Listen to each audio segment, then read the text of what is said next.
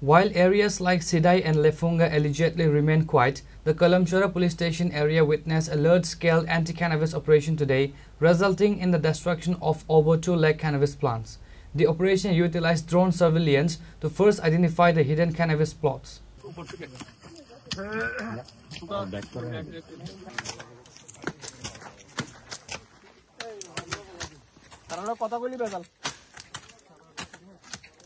The joint operation commenced at 9 a.m. on Wednesday, led by SP Shyamanand Sharma of the Anti-Narcotics Branch. The teams targeted several areas including Manikyanagar, Balima and Kuribanga. The operation involved a multi-agency force including the police led by Karamchar Police Station in charge Arup Debarma, the ASA Jawans and BSF personnel.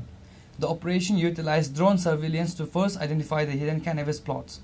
Following identification, a massive destruction drive was launched. Police sources confirmed that cannabis plants across a total of 40 plots were destroyed, amounting to over 2 lakh plants. After the operation, SP Shyamanand Sharma stated that this is the only beginning. December 2025 পূর্ব পরিকল্পনা অনুসারে আমরা কলমছড়া থানা TSR সঙ্গে BSF এসেছেন। আমরা এখানে প্রায় 2 লক্ষ গাঁজা গাছ ধ্বংস করেছি সম্মিলিত প্রচেষ্টায়। ভেলুয়ারচর, এটা ভেলুয়ারচর মানিককনগর গ্রাম পঞ্চায়েত। স্যার কয়টা থেকে শুরু হয়েছে এই গাঁজা বিরোধী অভিযান? সকাল 9টা থেকে 9:30 থেকে শুরু হয়েছে।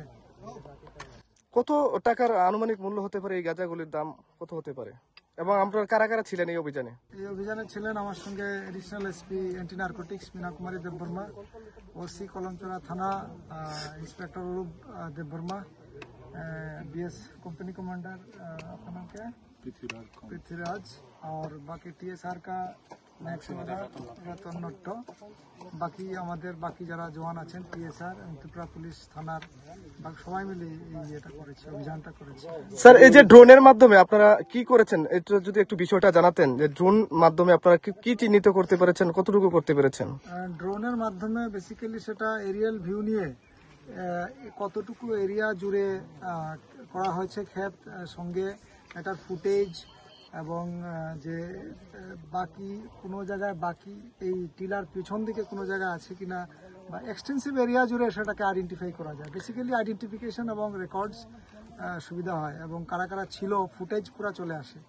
এই অভিযান কতদিন যাবত চলবে? এটা যতদিন আমাদের ডিস্ট্রাকশন না হয়, কিছু এরিয়া আছে অ্যাক্সেসিবল এরিয়াতে করা হবে, কিন্তু যেখানে যাওয়া যায় এবং প্রতিনিয়ত ডিস্ট্রিক্ট পুলিশও প্রতিনিয়ত করছে। আমরা অ্যান্টি নার্কোটিক্স তরফ থেকে আমি আশা করব নেক্সট টাইম বিএসএফ, ফরেস্ট এবং লোকাল অ্যাডমিনিস্ট্রেশন বিডিও থেকে আমরা কিছু যদি শ্রমিক পাই সেটা নিয়েও করার চেষ্টা করব। এটা নিয়ে আমাদের এটা প্রতিনিয়ত প্রচেষ্টা থাকবে। আপনার কয়টা প্লটে আজকে এই অভিযান বা কতটুকু জায়গায় এই অভিযান চলছে? জায়গাটা তো এক্স্যাক্টলি হিসাব করা মুশকিল, তবে আমাদের যে প্রতিনিয়ত আমরা করি বা ডিস্ট্রিক্ট পুলিশও করে সে অনুসারে আমরা বুঝলাম যে অ্যারাউন্ড 2 লাখ প্ল্যান্টস হয়ে যাবে। The continuous operation have brought tears to the eyes of the affected farmers in Kalamchora and surrounding areas. Many families survive only on cannabis and they barely manage daily wage laborers. Whereas the government of Tripura has failed to apprehend the real drug mafias who are sitting with big people in the position. The early season destruction has left many in deep trouble, but authorities are determined to maintain the momentum against illegal cultivation. Bureau Report, Chini Khurana.